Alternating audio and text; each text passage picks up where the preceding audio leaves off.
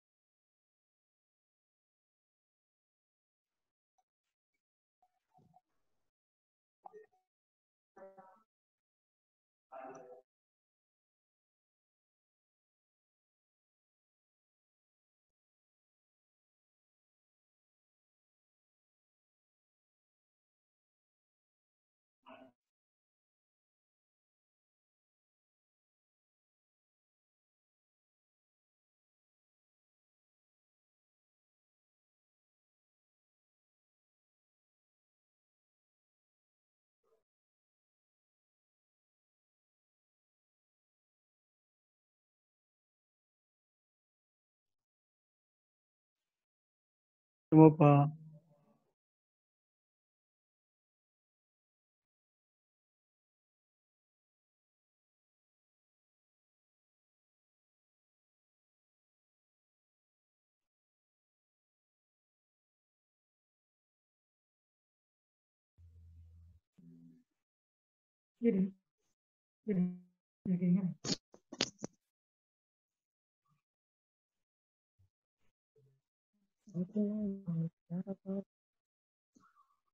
Cuma penjelasan gitu saja kan?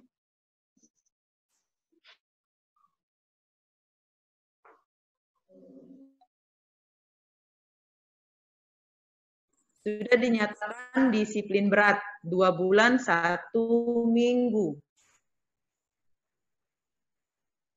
Oke, kita lanjut. Kenapa sampai sekian? Kita ke slide berikutnya.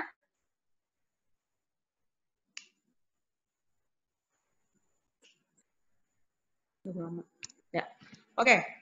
Di sini teman-teman perhatikan apa yang tadi disampaikan tentang disiplin ringan, disiplin sedang, dan disiplin berat. Yang menjadi perhatian ada di sini, di disiplin sedang. Kenapa? Karena pada tahap disiplin sedang itu terjadi penundaan kenaikan gaji berkala. Kita menyampaikan ini sesuai aturan itu bahwa disiplin sedang apabila jumlah hari tidak masuk kerja 16 sampai 20 hari saja itu setara dengan tidak masuk 1 bulan, sebenarnya sudah bisa dilakukan penundaan disiplin kenaikan gaji berkala. Perlu diketahui oleh Bapak Ibu kepegawaian yang ada di bagian distrik dan kelurahan untuk menindak itu. Dilakukan sebenarnya, tetapi dengan aturan yang jelas, yaitu melewati disiplin ringan, yang ada teguran tertulis, sulitan, panggilan kedua, ketiga, dan sebagainya. Cuman teknisnya itu ada di ranahnya di BKD atau BKPP. Kami cuma menyampaikan. Jadi penundaan gaji berkala itu sebenarnya bisa dilakukan oleh pimpinan bila pegawai itu melakukan pelanggaran disiplin tidak masuk kerja 16 sampai 10 hari secara berturut-turut. Itu bisa sebenarnya, sudah ada di peraturan. Oke, kita lanjut.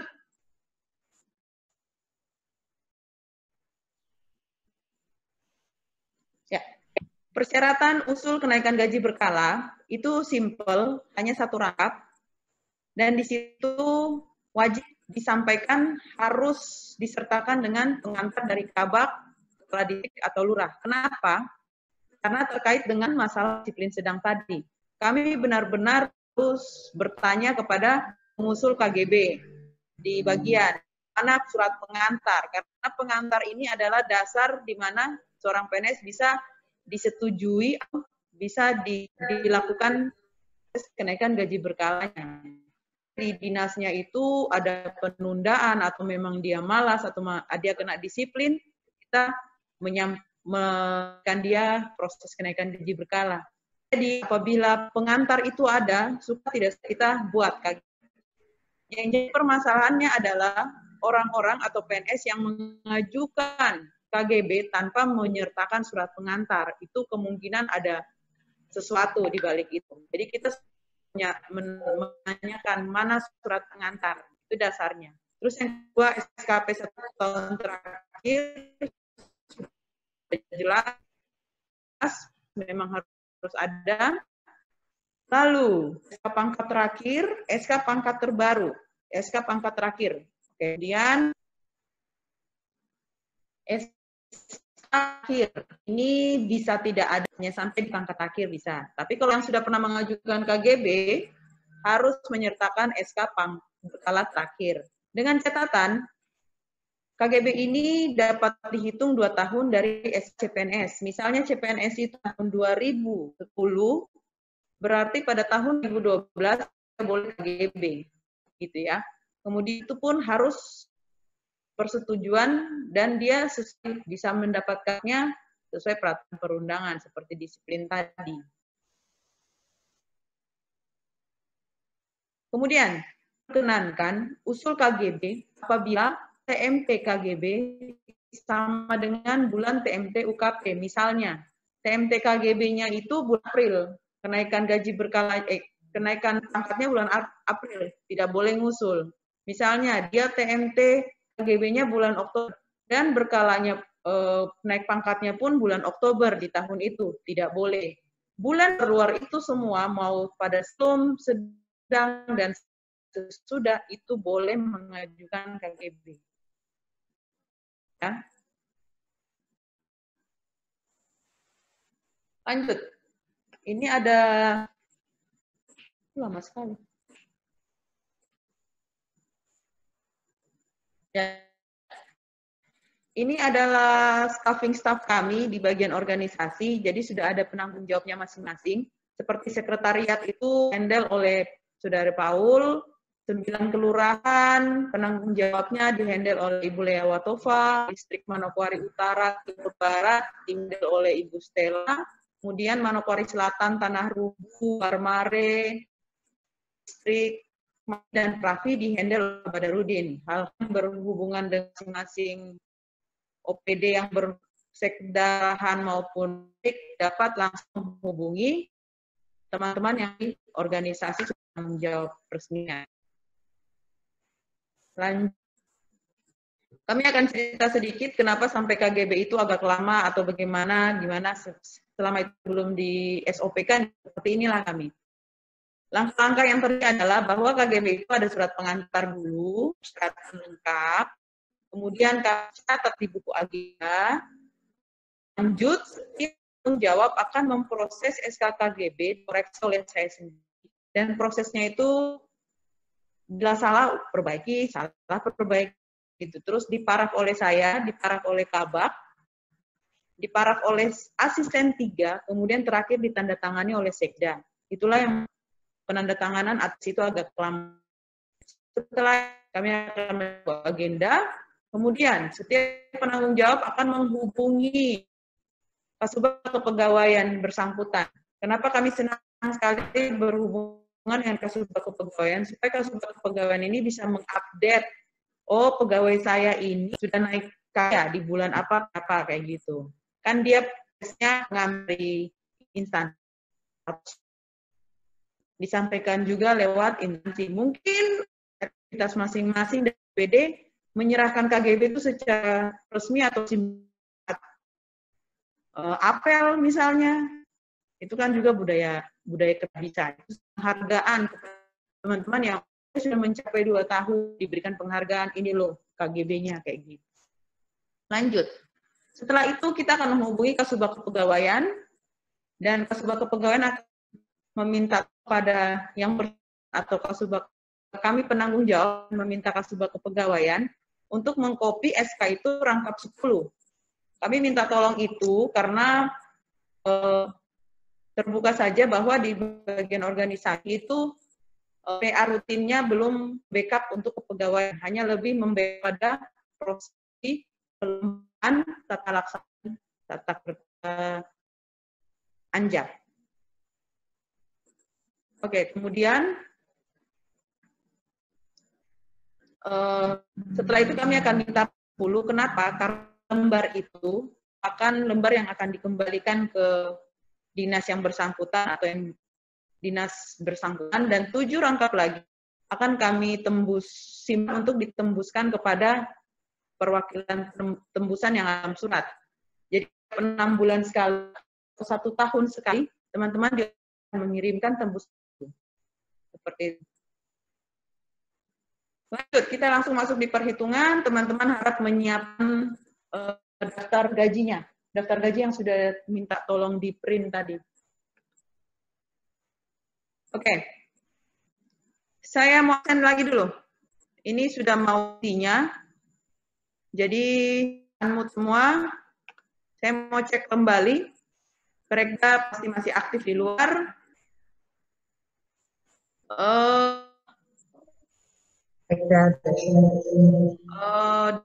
Manokwari Selatan.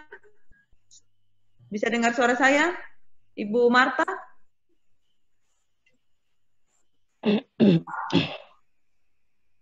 Ibu Marta, bisa dengar suara saya?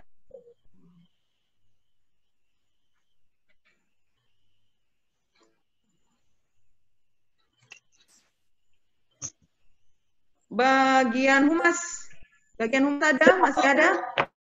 Siap. Oke, sip. Mantap. Perekda di luar ada ya? Siap, ada. Oke, kita lanjut. Ya. Oke. Perhitungan pertama, perhatikan baik. Ini contoh SK CPNS. Contoh pertama, cara menghitung. Dalam menghitung KGB, kita cukup melihat SK pangkat terakhir. Kemudian yang kedua, kita harus perhatikan pertama, kapan TMT SK terakhir. Di sini kita lihat kalau SK CPNS pasti ada di bawah memutuskan, terhitung mulai tanggal 1 September 2015. TMT angkat dia, bulan 9 2015. Hal kedua yang perlu diperhatikan, kerja golongan angkat. Di mana kita dapat, kalau SK CPNS ada di poin 7 nih, masa kerja golongan 11 tahun 5 bulan. Dicatat di situ 11 tahun 5 bulan masa kerja golongan SK pangkat dia. Ketiga, yang perlu diperhatikan ada golongan ruang PNS. Nah, kita cek golongan ruangnya bukan nih 2A. Nah, Bapak, Ibu, teman-teman yang pegang daftar gaji, coba ngecek daftar gaji itu untuk golongan 2A, dia itu daftarnya itu tertera di masa kerja golongan berapa? Ganjil kah atau genap kah? Ganjil. Ganjil, benar. Dia ganjil ya, dia ada di poin, dia ada di masa kerja 1, 3, 5, 7, dan seterusnya, sampai 33. Tadi dari Humas ada nanya, ini maksudnya apa ini? MKG 1 sampai 3. Nanti dijelaskan. Nah, ini dia. Jadi Ibu Bense, itu masa kerja golongan, karena gaji-gaji sebelah mana, itulah hak seorang golongan 2 untuk memperoleh kenaikan gaji berkala. Jadi dia ada di ganjil, ingat ya. 2A dan 1, golongan itu pasti ganjil, kecuali. Oke, setelah kita mengetahui 3 poin tadi, lanjut perhitungannya. Perhatikan baik-baik. Kita catat kembali TMT SK pangkatnya, tanggal 1 bulan 9 2015. Dikatakan di situ masa kerja golongan adalah setahun 5 bulan.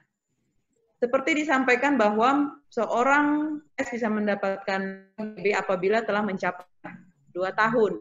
Nah, di sini dia belum 002 tahun itu kan setara dengan berapa tahun 00 bulan. Nah, kebetulan SK ini masih 11 tahun 5 bulan. Jadi dia harus dijadikan 00 bulan atau ke 12 tahun bulan. Gimana caranya? Ternyata, perhatikan di sini, masa kerja golongan 5 bulan kita harus genapkan dia menjadi 1 tahun. Nah, bila kita genapkan jadi 1 tahun, dia ada PR berapa bulan kah untuk jadi tahun? Ternyata 7 bulan. Karena 5 bulan tambah 7 bulan setara dengan 12 bulan atau sudah 1 tahun. Jadi dia ada PR sebanyak bulan. Bisa mencapai 00 bulan. Atau genap, digenapkan. Jadi 12 tahun. Nah, teman-teman simpan 7 bulan ini, kemudian kembali ke TMT SK pangkat yang tadi, yaitu bulan 9. Nah, bulan 9 ini, habiskan bulannya berdasarkan 7 bulan PR yang tadi. Sama-sama. Bulan 9, pakai peragaan ya. Bulan 9, bulan 10, bulan 11, bulan 12. Nah, 12 ini berarti sudah 1 tahun. Lanjut 13. Setelah 12, bulan 1, bulan 2, bulan 3, dan bulan 4. Oke, ternyata dari bulan ini, bila di bulan sisa ini, dia jatuh di bulan 4 tahun berikutnya, karena sudah lewat 12 bulan. Berarti ditulis tanggal 1 bulan 2000, kenapa dia menjadi 12 tahun 00 bulan. Oke, sampai di sini bisa dihitung 22 tahunnya. Kita ngecek lagi, oh ini PNS ternyata golongan 2A. Yang harusnya masih golongannya ada hitungan yang tadi masa kerja golongan 12 tahun 00 bulan. Itu berarti dia genap. Nah, jadi harus diganjilkan dulu, karena kalau Bapak Ibu langsung tergaji dengan 1 bulan 4 tahun 2016, 12, nggak akan dapat, isinya 0, nggak ada gaji. Jadi harus diganjilkan dulu. Gimana caranya? Masa golongan dan tahunnya ditambah 1. 16 ditambah 1 tahun menjadi 2012. Masa kerja golongan 12 tahun ditambah 1 tahun menjadi 12 tahun 00 bulan. Setelah dia menjadi masa kerja ganjil, yaitu tanggal 1 bulan 4 2017, 13 tahun, inilah yang menjadi dasar untuk jatuh tempo KGB berikutnya. Itu tinggal ditambah 2 tahun. Nah, setelah coba ditambahkan, di sini kita langsung bisa memprediksi, ternyata PNSA, dia akan di tahun 2019 dengan masa kerja golongan 15 tahun dan akan KGB lagi 2021 di masa kerja 15 tahun dan seterusnya. Ya, selama menggunakan perhitungan SK pangkat terakhirnya. Oke? Seperti ini. Ini contoh 1. Oke, saya komunikasi lagi dengan teman-teman. Mana? Teman-teman saat ini lagi perhatikan.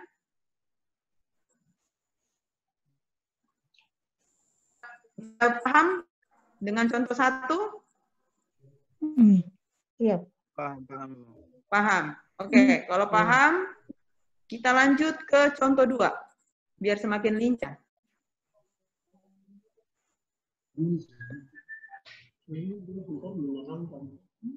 Contoh 2. Oke, perhatikan. Oke, sudah muncul. Ini ada contoh SK pangkat akhir yang sudah PNS ya. Memang benar di bawah sini kalau Bapak Ibu lihat ada SK-SK terbaru itu pasti sudah disampaikan kenaikan gaji berkala pada tanggal. Nah, kita sebagai kepegawaian di setiap unit harus bisa tahu benar tidak yang disampaikan, terus kapan berikutnya dia akan KGB. Nah, perhitungan yang tadi, mari kita belajar lagi sama-sama. Perhatikan. Contoh 2, yang perlu diperhatikan ada 3 poin lagi. Pertama, cari TMT SK4. Kalau SKPNS itu pasti apabila sudah pernah naik pangkat, dia di bawah sini. Bukan di atas lagi, karena CP yang di atas, kalau PNS di bawah. TMT SK pangkat terhitung mulai tanggal 1 bulan 10 2018. Nah, taruh di sini. Nah, Kedua yang harus dicari yaitu masa kerja golongan SK pangkat. Nah, SK pangkat menjadi bla bla bla bla bla bla dengan masa kerja golongan 11 tahun 11 bulan. Taruh di sini. 11 tahun 11 bulan. Oke? 3. Golongan ruang PNS. Nah, kebetulan PNS ini dia golongan, jangan lihat di atas sini, golongan itu pasti ada di sini karena sudah naik pangkat. Golongan 3D.